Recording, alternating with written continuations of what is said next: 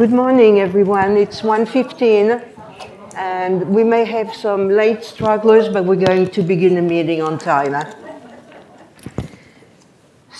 We're going to start, as always, with a roll call, and Lucy will do that.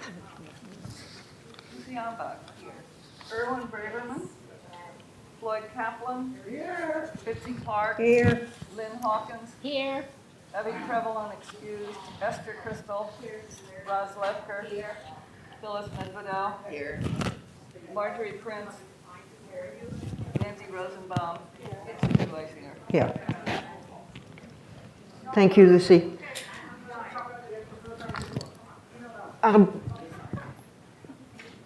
Thank you for closing the door. Appreciate it.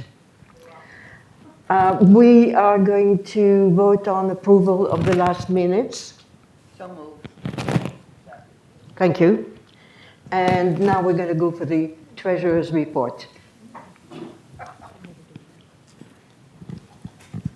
The budget has been set for this year, the budget for the committees under the Residents' Council supervision. And we received our allotment from administration, so our budget is now set. And the only other thing I will bring up to date is that tallying up all the monies we received for the Whitney Center Employee Appreciations Fund, we dispersed $191,000, and we actually collected $191,000. So that was really something, that's really a record for us. And so I thank you all. Thank you, Erwin. Mike, it's early in the meeting. I don't know if you have anything you want to say, or wait until something appropriate comes up. Thank you. And we're going to hold the questions from the committee as well until the end this time. It seems that our daily lives at Whitney Center have been particularly uneventful for the past few weeks, and that's a very good thing. But today is St. Valentine's Day, and some of us might celebrate in the center stage or with friends in our apartment for a home-cooked meal. But here at Whitney Center, we have so many ways to celebrate, not just a special occasion, but every day. And I especially want to remind everyone that there are 18 special interest groups that you can choose from. These groups are designed by the residents, for the residents, and they are designed to bring together people who enjoy like-minded activities. We all have activities that we enjoy. What we are trying to do is group these people together. The groups range from painting, drawings, knit and stitch, conversation, French conversation as well. And Excuse me, sir. Do you think that we can remove our mask when we're speaking? It's hard to understand. okay, yeah, that's a double whammy for me. So all those groups are meant to group together people who share the same activities and who would like to share the same activities. I want to congratulate John Watson and Gus Davis for rebooting the Grand Slam telling, the storytelling, and for hosting it with great humor. It was a very, very funny event, and I look forward to the next one. We also have book groups, poetry groups, and the famous Whitney Center Chorale, and many, many more because there are 18. In your mailbox, you will find this week a description of each of those groups, telling you exactly what they focus on, where they take place, when they take place, what time, and it gives you also the name of the person to contact if you need additional information. We encourage everybody, not just people in this room here, but also people who are watching on 102, to take advantage of those groups. And this will let you enjoy Whitney Center even more fully every day. So please hold on to this list until you are ready to make a choice of which group you would like to join. So this is really good. It's fun, it's interesting, but the Residents Council is also looking at important aspects of our lives here. And in a few moments, we will talk about those. They include the internal transportation vehicle search, which is still ongoing. They include how we will streamline and simplify relationships between residents and staff, specifically when it comes to technology, email, telephone calls. So we are going to address this as well. And one really interesting moment that is happening at Whitney Center, and it is the important and newly formed interaction between the Government Affairs Committee here at Whitney Center and our legislators. We will also include a talk by one of our residents, Joe Rosenbaum. And of course, Peggy will bring us up to date on what is happening. I must add that the committee needs to give Ken a very special thanks for working so closely with us. Thank you, Ken. Much appreciated. At the end of the meeting, we have reserved a time period for question and answers. So please refrain from asking questions during the meeting and hold your questions for afterwards. It will make things go much smoother. Thank you very much. So I think that the first discussion will be an update on the transportation vehicle, and it's Ken. Thank you, Susie. Welcome, everybody. So Susie did ask me to give an update on the indoor transport and resident communication. Just as background information to start with the indoor transportation, I think this is very, very important.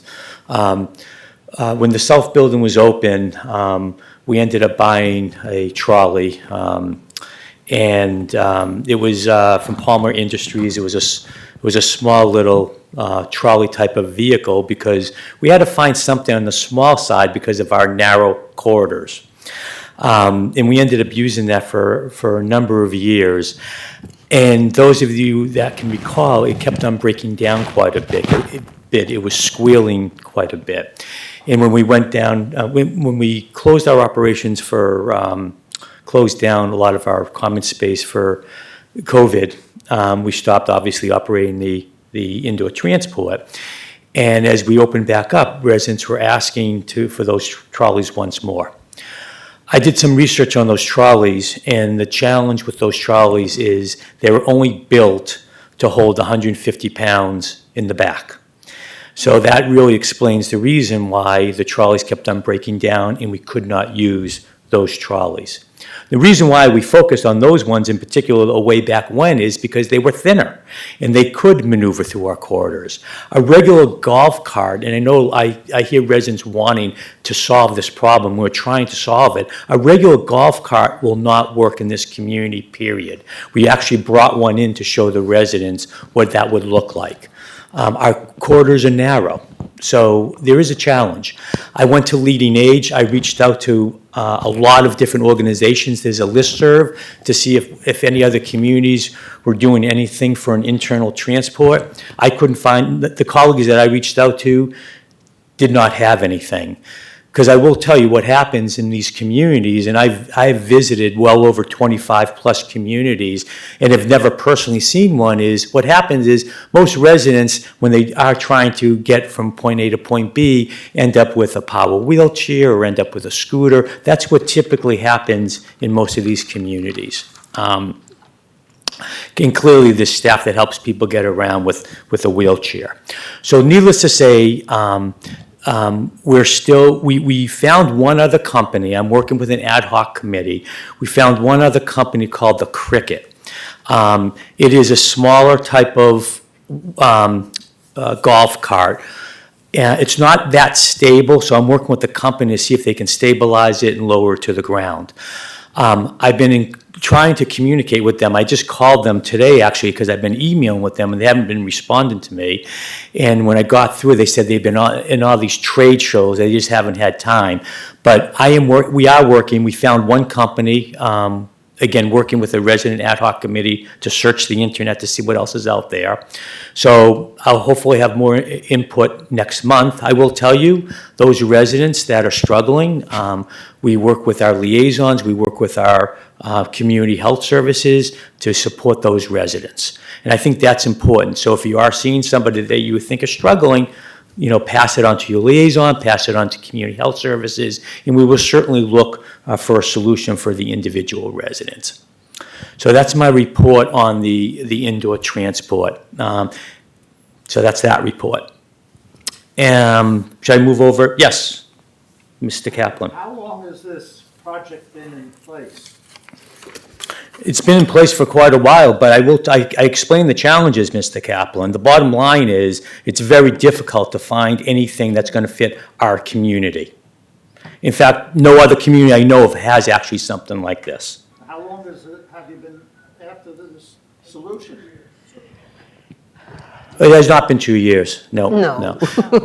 So we're working on a solution right now. I'm working with this ad hoc committee. Yeah. But what this really shows is that we are not giving up. We are going to keep at it. Can you hear me now? No?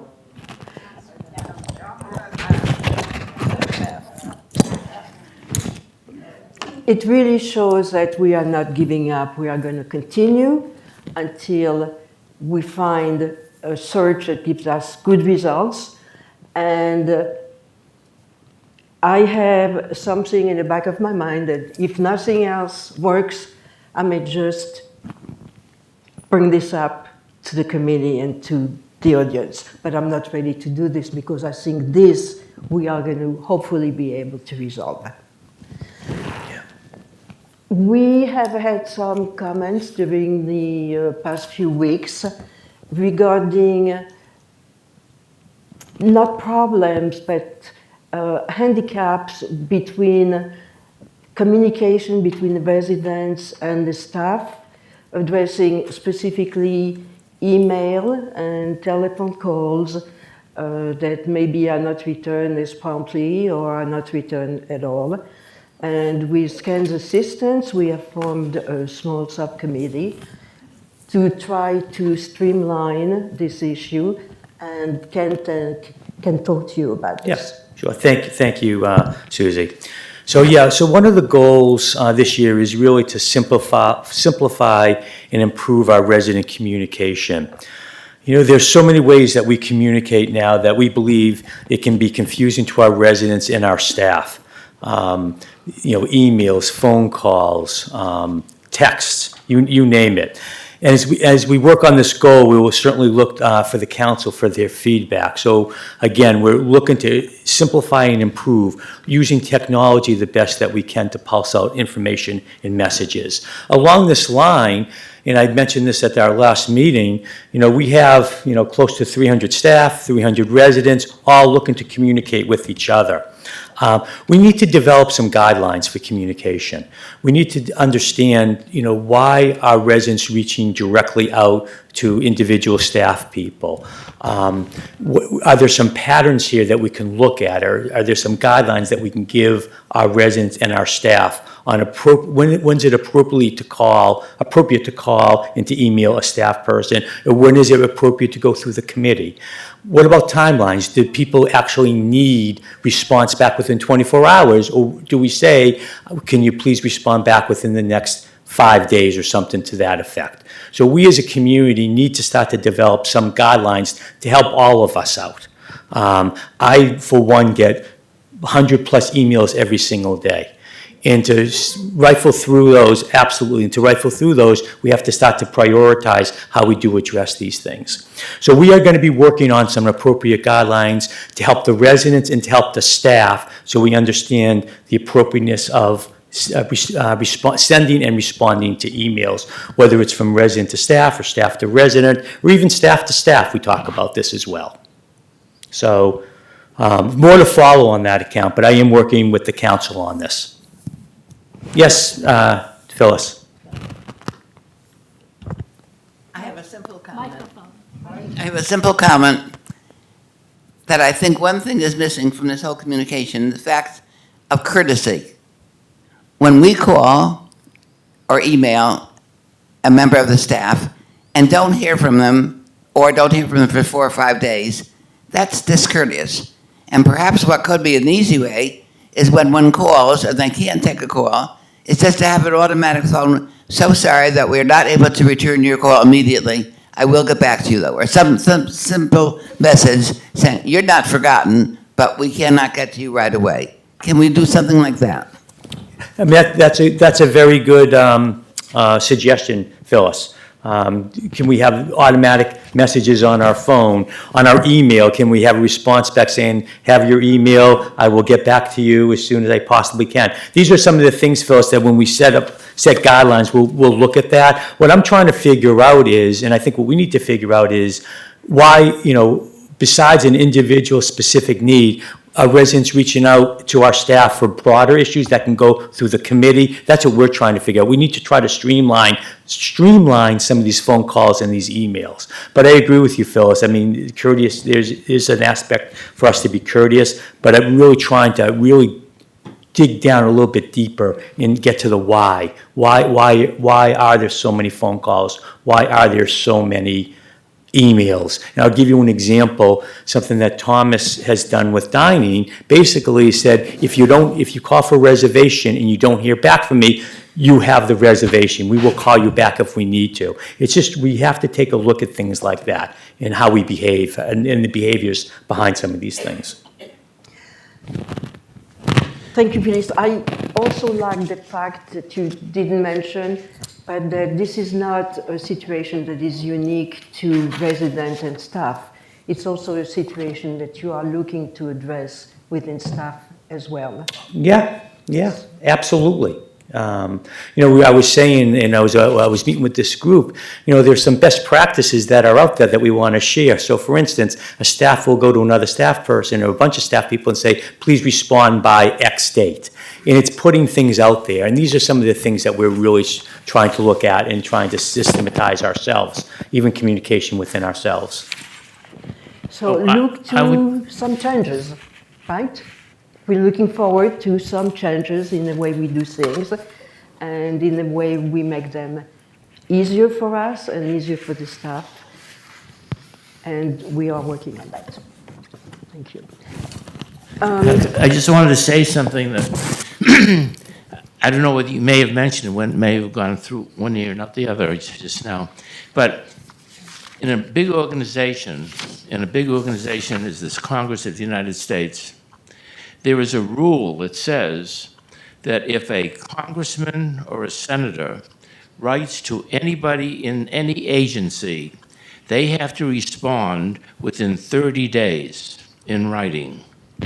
And that and I participated in that. That has actually paid off. And so I think maybe we ought to suggest a rule like that, that if we make some communication with the group, the administration, that there should be a time limit by which there should be a response. And maybe if there's an actual number there, that may help clarify some of these issues. So, Dr. Braverman, I hear you, and I don't disagree with you. However, we need to I want to get to the why. If I have a staff person getting 20 phone calls a week, and and I'm working with the staff people as well to say, well, why am I getting this phone call? We need to understand the why first. But I will tell you, so we are looking at that. A lot of the people in the Congress have a big staff, to respond to some of these. They do. I mean, they have plenty of staff to help the congressman and the Senate respond. We do need to set some guidelines, and we do need to have some etiquette. I totally agree with you, and that is something we will work on. The other thing we have to take a look at is technology, quite frankly. How many times and we're starting to work on this too, for work orders. For instance, residents, instead of calling the desk, put in a work order and asking where, when is something going to be done in my apartment, as we get the residents to use technology, they can follow and they can communicate that way. And these are some things I think we can work on as a community as well, taking a look at technology to help us out here. But there's one thing that you didn't say, that I will say. We all need to have patience. Okay. Okay, there is one newly formed committee at Whitney Center that is going to be very important for us and for the community, and that is the Government Affairs Committee. There have been a couple of meetings recently, and I should tell you that the members of the committees are Erwin and Phyllis, who are co-chairs of this committee.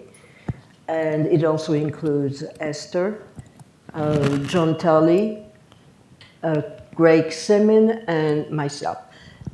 There were a couple meetings recently that were very important for Whitney Center, and I am going to let the people that I just mentioned and Ken address that. It's a very important topic, and we should all be wholly behind it. Thank you, Susie. I will be starting off, and I'll be followed by Erwin, and then by Esther. We had a very, very good meeting with Marty Looney. Excuse me. And the reason I'm able to say that very positively is that when he left, he knew a great deal more about Whitney Center than he did before he came, and felt very positive about all the things that we're accomplishing. It was truly an exchange of ideas with him. One of the things that we discussed with him was mental health, and Esther will talk about that. The importance of Whitney Center to the legislators, and Erwin will talk about that. And then I will talk about Marty Looney in general and his importance. He is the president of the Senate and has been there for many, many years. He's a very powerful man. His, we say Bachatenim in Jewish, but he's had a family member living here in Whitney Center who has advised him how good we are, and that was very important for us. He believes that Whitney Center, now he believes, plays a very important role in state government. When he got here, he really didn't know very much about it. We had tried to get him before, and we were not successful. This meeting was a huge success, and I'm happy to advise that we now have a good friend in the Senate in Marty Looney. And Erwin, do you want to talk about our value to value of Whitney Center? Yes, so I would just amend that by saying, I don't know if you mentioned this, but Senator Looney has a relative who lives here. That was the Mahatanam. Can you mention her name? No, I didn't. I don't know, I didn't. all I know, let me just say that he had heard about Whitney Center. He wasn't totally devoid of knowledge about what we do here. He came here with a positive attitude because he had heard some of the wonderful things that go on here. So then we then supplemented that information with more information. And so when he left, I think he really had a feeling for what was going on here. What I did was I gave him a summary of the results of that questionnaire that you all filled out so nicely, that we had gotten 89 responses back, and would emphasize the fact how much money this group was spending per month on businesses, et cetera, in the town of Hamden itself, and how much volunteerism was going on in both groups, donating, say, to Goodwill, et cetera, working with the high school students, with Bridges. The fact that we actually donated money to political campaigns, both locally and statewide. And so he left with, finally, when he left, I'm sure he had the feeling that this was not a place of rocking chairs, but this was a place of ferment, that people were actually engaged and in doing many things. And I think as he was leaving, he said, gee, you guys are now very lucky too, because there's been a political redistricting here.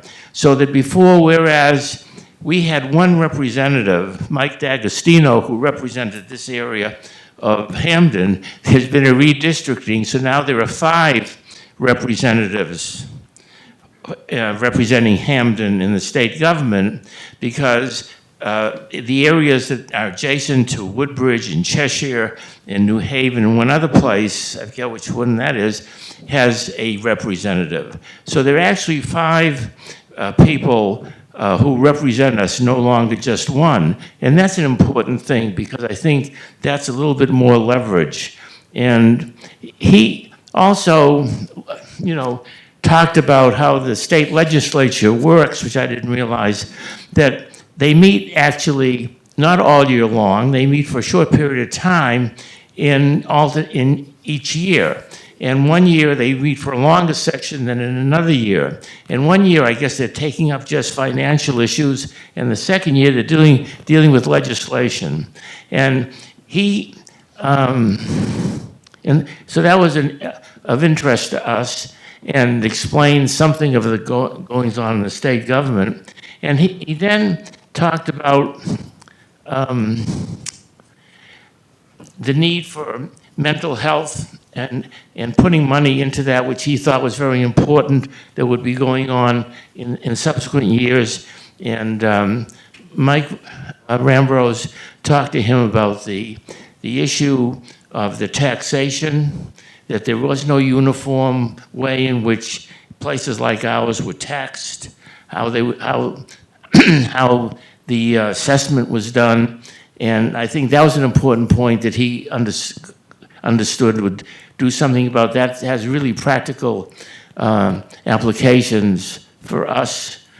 So I thought that he had a good understanding and a positive attitude toward us, and he went so far as to give Mike Ambrose his personal cell phone number. If there was a problem, to call him. Now, what politician is going to give you his cell phone number? Not the office number, his cell phone number, personal one. So I think we have a good relationship with him, and I felt we had a good relationship with Mike D'Agostino. And so I think that this legislative committee is actually become an effective sort of vehicle for us. And I think this is actually a committee that will be doing some good things, and people have to be serious about being on it and doing things. I mean, this is not an intellectual exercise anymore. This is actually has some political grab to it. So I'm very glad to be on it. One clarification, Erwin. The senator gave us his cell phone number, and we were all happy to receive it. He then said he will not be answering the cell phone, but one of his staff will be calling us. However, we were still very pleased to get that information. And he also gave us the cell phone number of his aide. So we have a lot of good contact. I didn't come to this cold, to the meeting with Agostino and with Looney. Ken Sandberg gave us wonderful information about these people, and also we were able to be prepared adequately for what we were about. So we didn't look like people that didn't know what we were talking about. We knew where they were coming from and about their families and their past histories as well. And we also had a review of what was said at the meetings. I was particularly interested in the mental health issues because he mentioned that as a particular crisis in our community and in other communities. A lot of times people get referrals to mental health therapists, and they find that all the therapists they're going to are too busy and are overwhelmed themselves, or they can see someone for maybe 1 or 2 times and that's it. He was very concerned about that, and the fact about insurance, that a number of people don't have insurance, particularly those that may need it most. He also was concerned about the schools, and that there were a lot of problems in the schools. And in the schools, there are school social workers, but there may be one to a school. And there also are psychologists. I talked to Judy, who was the psychologist from the Hampton High School, because I've done a group with bridge builders. And as you see, we're out in the community. We're not just in our building.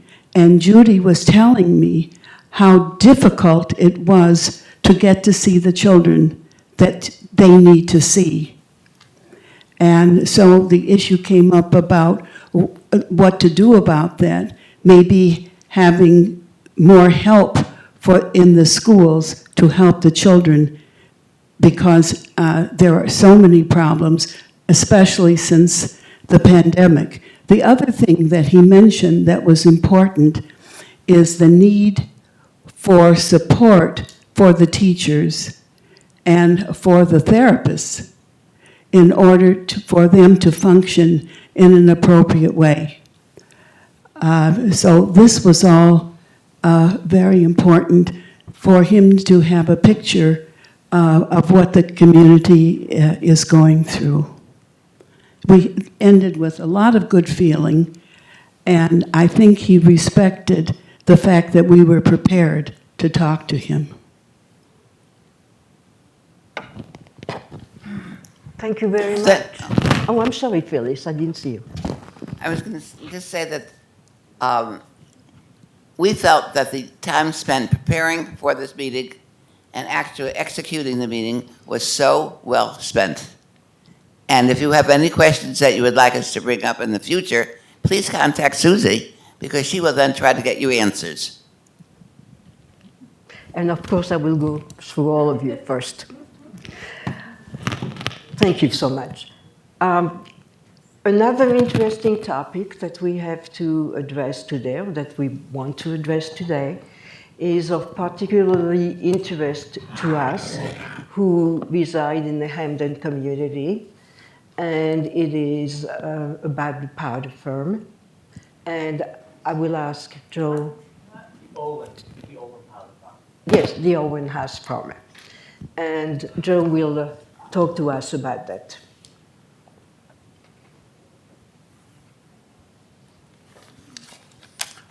We all recognize the beautiful location where Whitney Center is located. And having been interested in birds and wildlife damn near all my life, I particularly enjoy this location.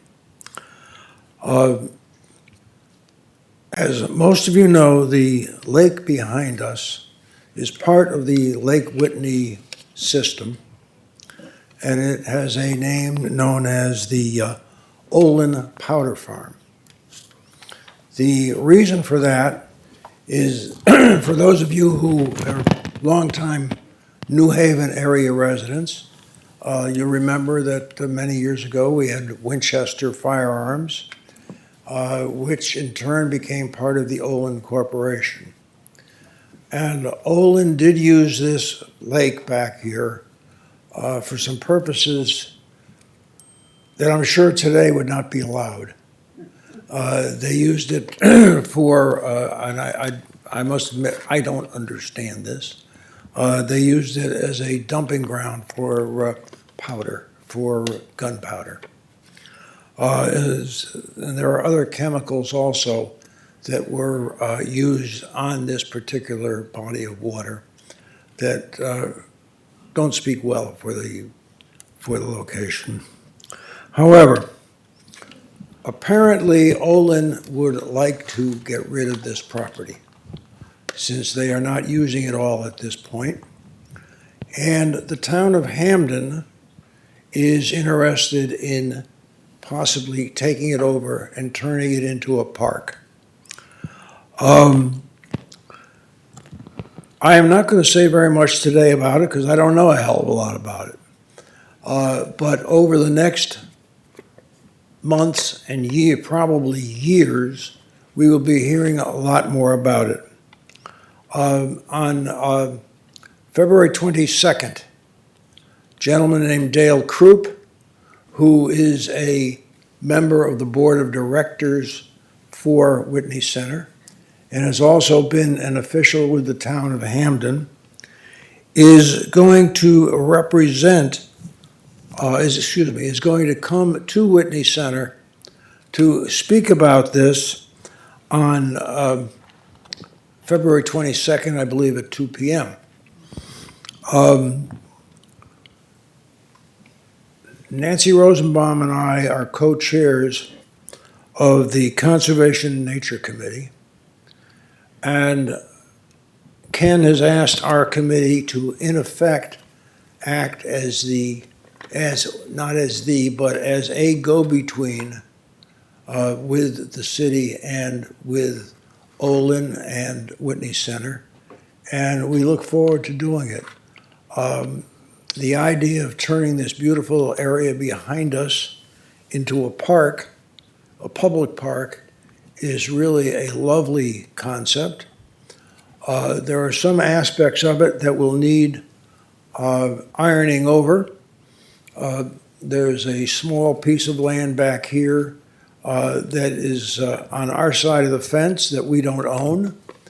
And so we are going to have to be involved in some negotiations, I would assume, between the town and the Olin Corporation and Whitney Center. Frankly, I'm honored that our committee has been looked upon as being involved with it, and we look forward to getting back to you over next months and years. We should all live and be well. And we look forward to proceeding with this particular project. Thank you. Yeah. Joe?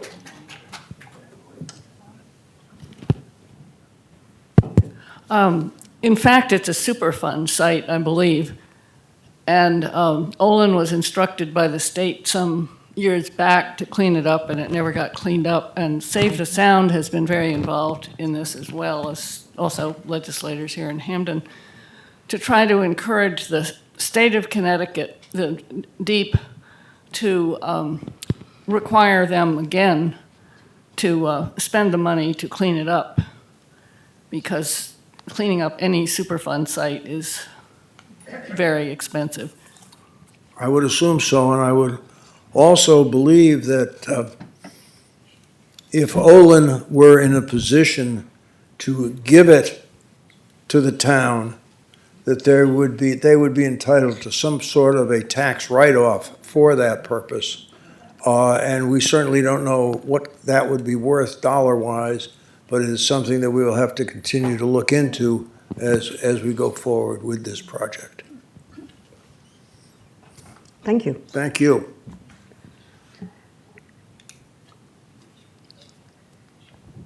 And for a bit of positive news, Peggy.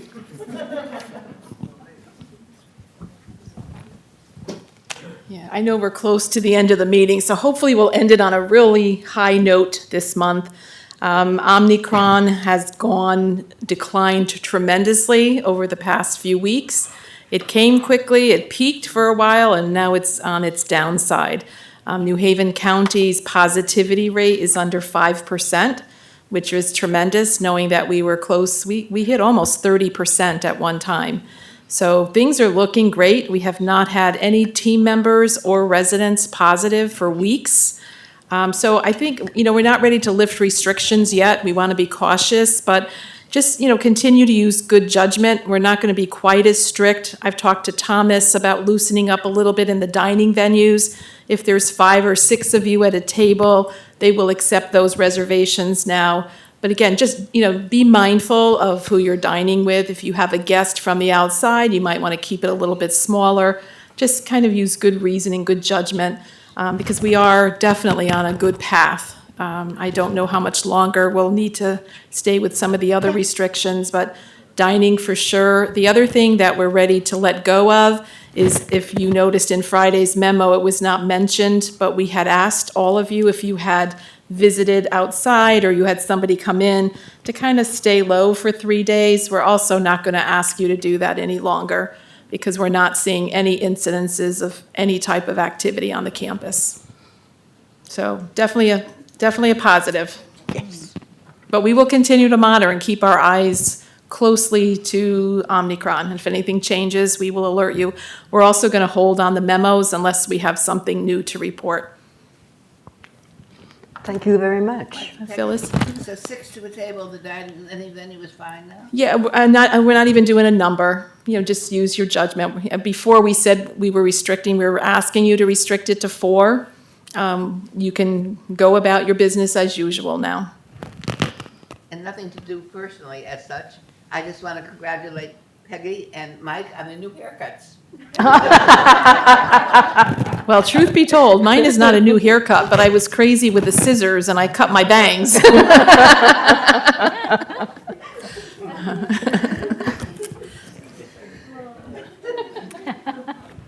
Thank you for adding a lot of fun and levity to this meeting. Appreciate it. All the projects that we spoke about are all in progress, obviously, and we'll be talking about them more in the future. Before we go to question and answer, Betsy wanted to make a quick announcement. Just want to remind people that we're going to have a wonderful lecture tonight about Israel, and so I think you can, is it on Zoom or is it going to be, it's on Zoom.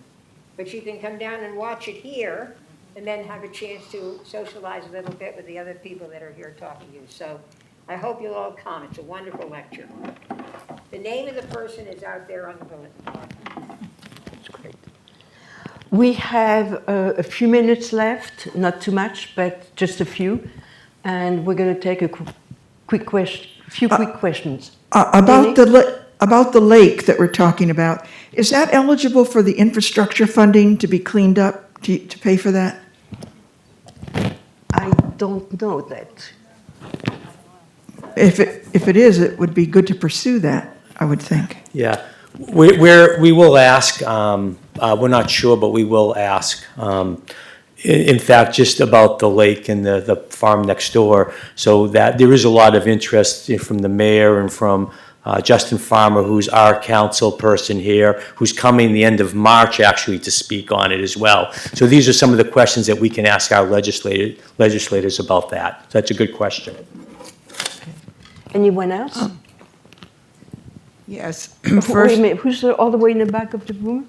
what? Oh, okay. First of all, this is really a tribute to Marvin Weiss. Before I begin, I just had to do this. I spoke with Marvin. I was encouraged to come to the resident council with this. I was speaking with Marvin, who was one of the greatest inventors and brilliant minds we've ever witnessed, at least in my lifetime, and a stickler for detail. And what did he have? Over maybe 250 patents? God knows what else.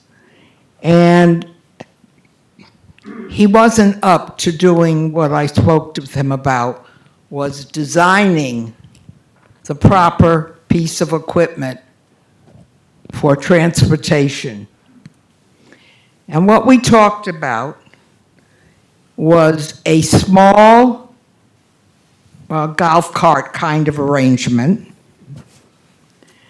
with a front and a back where only the driver moved. So there was no turning of the vehicle. It had a front section for the driver, and when he wasn't using a little back section, that would be for the equipment. The people have their, canes or walkers. And in the center would be a seat for maybe 2 people or maybe 3. And when they came to the turning, they never had to turn the wheel because the person driving the front would be the one that would move to this little third section.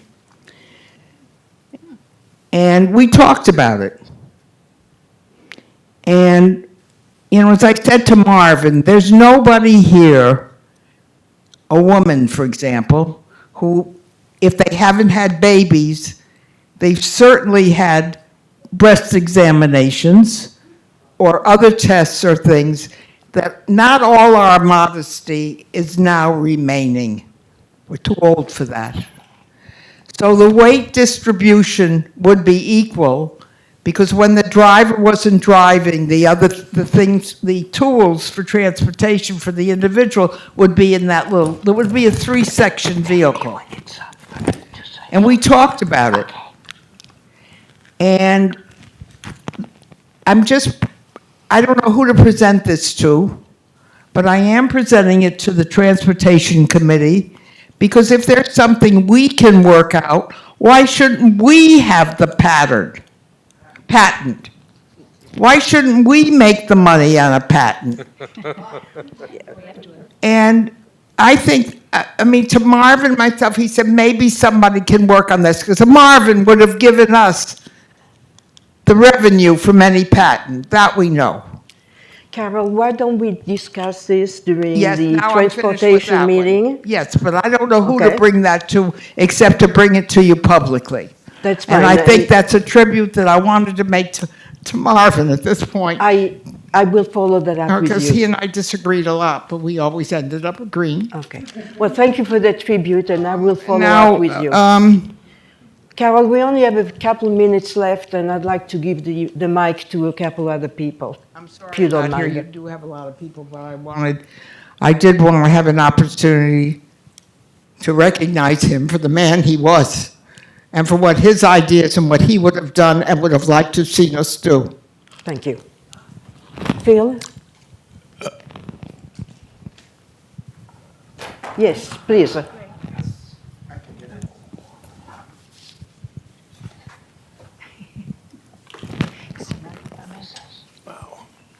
Hello. Marvin's demise, and he was a fantastic guy, was accompanied by some desperate emails he sent to some of us about very bad experiences he had at Yale New Haven and then at another facility.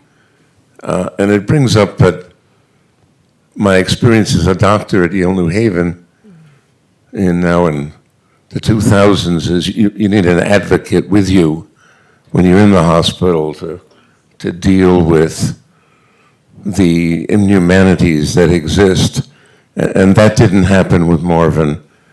And he died 5 days after his last desperate email, and I don't know what exactly happened, but he didn't seem to have an advocate with him.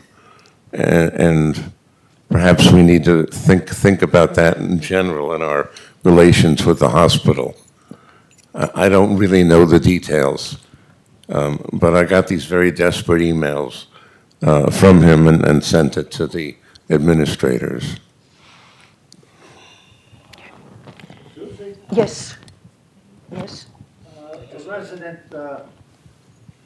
asked me to bring this up at our meeting regarding the increase. I didn't forget you. A resident asked me to bring this up at our meeting as to why the cost of internet service has gone up from previous year.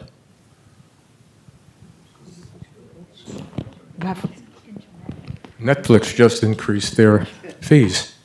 Do you want us to answer here or town? We could do it. Yeah, why don't we do that at the town meeting? That's a good idea.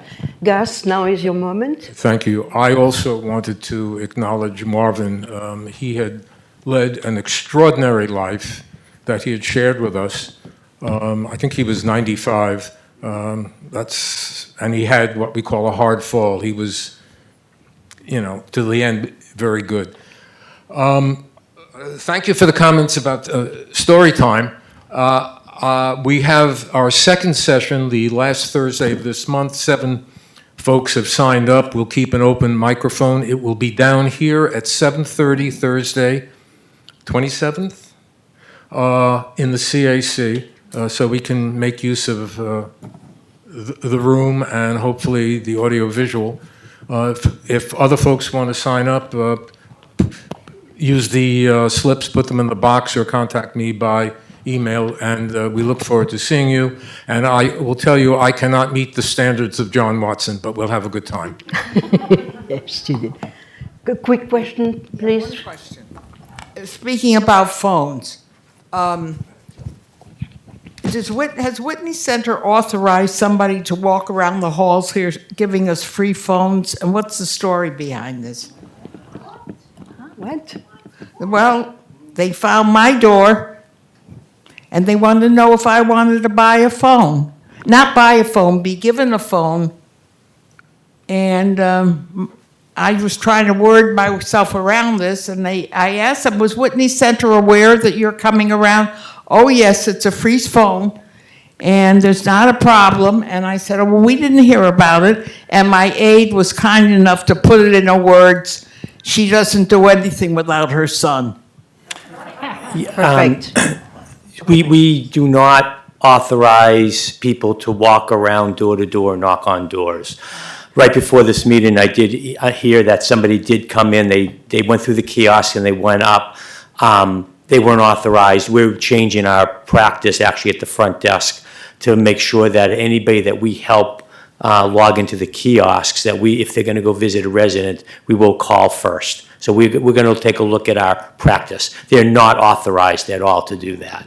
And if I'm on video now, and if a resident is somebody that comes to the door that they're not familiar with, and they are, are inappropriate, push a pendant, that's always is going to get the quickest response. So when in doubt, push a pendant. But no, we don't allow for that, and we'll be working with the receptionist. So thank you for bringing. One more question? Okay, quick. I have a question.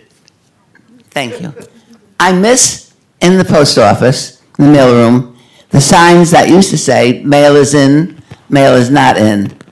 I was told that it was taken away because administration said it had to go. Now, I don't know whether that's true or not, but my question would be, why can't it be returned? I will certainly check with Janet and Maria on that. So we'll look into that and make adjustments as appropriate. Thank you. Thank you, everyone. We're running out of time. We have run out of time. So we will see you back here again. The next Residents' Council meeting will be on March 14, and the Town Hall meeting will be on February 24.